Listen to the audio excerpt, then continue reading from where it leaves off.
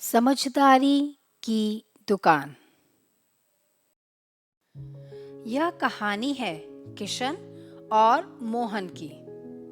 किशन अपने पिता के साथ एक गांव में रहता था। उसके पिता एक व्यापारी थे। वे किसानों से अन्न खरीदते और फिर उसे बाजार में बेच देते। उनकी व्यापारिक बुद्धि और मेहनत के कारण उनका काम बहुत अच्छा चल रहा था। किशन भी अपने पिता की ही तरह बुद्धिमान और होशियार था। लेकिन एक दिन किशन के पिता का निधन हो गया। अब व्यापार संभालने की जिम्मेदारी किशन के ऊपर आ गई। परंतु समस्या यह थी कि अब कोई किसान किशन को अन्न बेचने को तैयार नहीं था।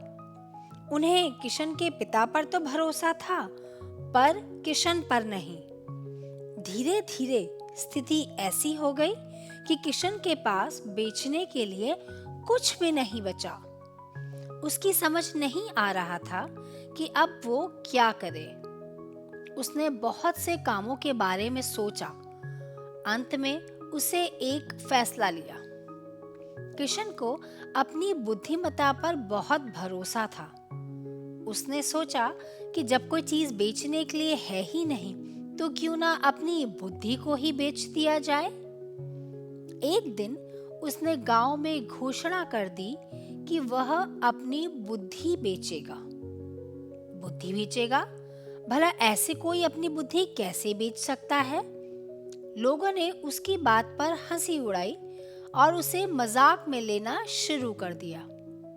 अक्लमंदी भी बेचने की चीज है क्या? और अक्ल तो भगवान ने सबको दी है। हम भला दुकान से अक्लमंदी क्यों खरीदे? किशन ने लोगों की बातों को अनसुना कर दिया। उसने अपनी दुकान खोली और दुकान का नाम रखा समझदारी की दुकान। गांव में मोहन नाम का एक आदमी भी रहता था। वह आलसी और कामचोर था। उसके पास कोई काम धंधा नहीं था। वो सारा दिन बाजार में फालतू घूमता रहता। उसके पिता उसे बहुत समझाते कि उसे कुछ काम करना चाहिए, लेकिन उस पर उनकी किसी बात का कोई असर नहीं होता। एक दिन जब मोहन को पता चला कि किशन ने समझदारी की दुकान खोली है, वह किशन से मजे लेने के लिए वहां पहुंचा। मैंने सुना है कि तुमने समझदारी की दुकान खोली है, जहां तुम समझदारी बेचते हो। किशन ने कहा, हाँ, बेचता तो हूँ। तुम्हें कितने की समझदारी चाहिए बताओ। मोहन ने किशन को 5 रुपए दिए और कहा, चलो मुझे 5 रुपए की समझदारी दो। किशन ने एक कागज के टुकड़े पर लिखा, जब 2 लोग लड़ रहे हों तो उनके पास मत खड़े रहो। यह कहकर उसने वह कागज मोहन को दे दिया। मोहन ने उसे पढ़ा और हंसा। अपने दोस्तों के साथ वो किशन का मजाक उड़ाता हुआ वहां से चला गया। शाम को मोहन ने वह कागज अपने पिता को दिखाया। उसके पिता को यह बात बेकार लगी। उन्होंने मोहन को डांटा, मैं तुम्हें कुछ बताता हूँ तो वो तो तुम सुनते नहीं हो, और दुकान पर जाकर 5 रुपए में एक कागज का टुकड़ा लेकर आए हो। वो गुस्से में किशन की दुकान पर वापस गए और बोला, ये तो सिर्फ कागज का टुकड़ा है, इसे वापस ले लो और मेरे 5 रुपए लौटा दो। किशन ने उत्तर दिया, मैंने अपनी समझदारी दी है, कागज नहीं। पैसे लौटाने का तो सवाल ही नहीं उठता। अब दोनों के बीच बहस होने लगी। आखिर में किशन ने कहा, ठीक है, आप इस कागज पर लिख दीजिए कि जब 2 लोग लड़ रहे होंगे तब मोहन हमेशा वहीं खड़ा रहेगा। मोहन के पिता ने सोचा कि मोहन तो यूं भी सारा दिन बाजार में ही घूमता रहता है, लिख भी दूं तो क्या ही फर्क पड़ जाएगा। तो उन्होंने ऐसा ही किया। कुछ दिन बाद बाजार में 2 रानियों की दासियां एक आम को लेकर झगड़ने लगी। बात यह हुई कि आम वाले के पास एक ही आम बचा था और दोनों दासियां अपनी अपनी रानी के लिए वो आम लेने की जिद करने लगी। बड़ी रानी की दासी बोली, आम मैंने पहले देखा है, इसलिए मैं लूंगी। और छोटी रानी की दासी बोली, आम मैंने पहले उठाया, इसलिए ये मेरा हुआ। झगड़ा इतना बढ़ गया कि मार पिटाई शुरू हो गई। मोहन वहीं खड़ा होकर झगड़े का मजा ले रहा था। उन्होंने मोहन को गवाह बना लिया। बड़ी रानी की दासी बोली, तुम मेरे गवाह रहोगे। तुम राजा को बताना कि कैसे इसने मुझे धक्का दिया। तभी छोटी रानी की दासी बोली, हाँ हाँ, तुम मेरे गवाह रहोगे। तुम राजा को बताना कैसे इसने मुझे नीचे गिराया। एक ने कहा, तुम मेरे पक्ष में गवाही दोगे, तो दूसरी ने कहा, नहीं नहीं, तुम मेरे पक्ष में गवाही दोगे। अब मोहन डर गया और वहां से भाग गया। यह बात उसने अपने पिता को बताई। अब उसके पिता परेशान हो गए।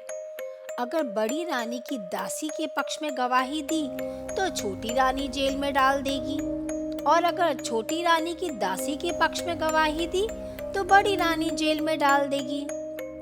समस्या बड़ी गंभीर थी। उनकी समझ नहीं आ रहा था कि इस समस्या का समाधान कैसे निकालें। उन्होंने अपने दोस्तों से भी इस बारे में बात की, लेकिन कोई इसका समाधान नहीं बता पाया। अंत में मोहन के पिता किशन के पास गए। उन्होंने हाथ जोड़कर किशन से प्रार्थना करी कि वो इस समस्या का समाधान बताएं। किशन ने मुस्कुराते हुए कहा, समाधान तो मैं आपको दे दूंगा, लेकिन इसके लिए आपको मुझे 100 रुपए देने होंगे। मोहन के पिता मान गए। फिर किशन ने मोहन के पिता के कान में कुछ कहा। वो सुनते ही मोहन के पिता मुस्कुराने लगे। उन्होंने हाथ जोड़े, किशन को 100 रुपए दिए और वहां से चले गए। अगले दिन राजा के दरबार में दासियां फिर झगड़ने लगी। वो राजा के सामने बोलने लगी, महाराज, पहले इसने मुझे धक्का दिया। तो दूसरी बोली, नहीं नहीं महाराज, धक्का पहले इसने मुझे दिया। और इस तरह से लगातार वो झगड़ती रही। झगड़ा सुनते सुनते राजा परेशान हो गया। राजा ने उन्हें रोकते हुए मोहन से पूछा, तुम बताओ, बाजार में क्या हुआ था? मोहन ने गहरी सांस ली। उसका दिल जोर से धड़क रहा था।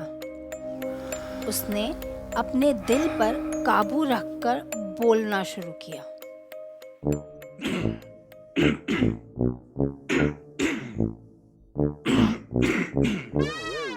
कच्चा पापड़ पक्का पापड़, कच्चा पापड़ पक्का पापड़, कच्चा पापड़ पक्का पापड़, कच्चा पापड़ पक्का पापड़, ऊपर पापड़ नीचे पापड़, यहाँ पापड़ वहाँ पापड़, कच्चा पापड़ पक्का पापड़, ऊपर पापड़ नीचे पापड़, कच्चा पापड़ पक्का पापड़, पापड़ पापड़ पापड़ पापड़।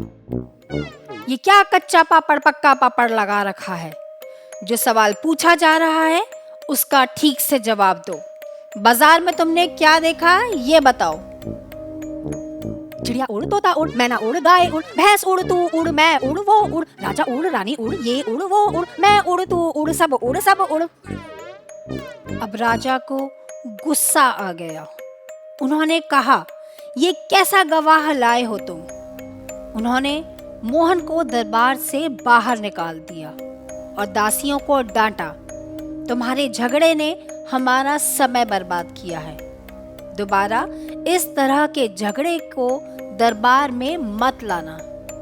दासियां चुप हो गईं। पर उधर मोहन और उसके पिताजी बहुत खुश थे कि उन्हें इस मुसीबत से बचने का तरीका मिल गया था। उन्होंने मन ही मन किशन को धन्यवाद दिया और उसकी बुद्धिमानी की तारीफ की। इस घटना के बाद लोगों को किशन की बुद्धिमानी का एहसास हुआ। अब गांव के लोग उसे सलाह लेने आने लगे और उसका नाम पूरे इलाके में फैल गया।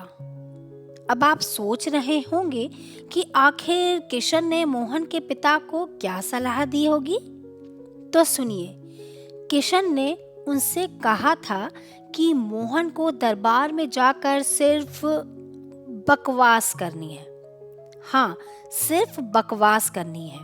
उसे दरबार में जाकर कुछ भी उल्टा पुल्टा बोलना है, जिसे सुनकर राजा उसे मूर्ख समझे और उसकी किसी बात को सीरियसली ना ले। इस तरह राजा परेशान होकर उसे छोड़ देगा।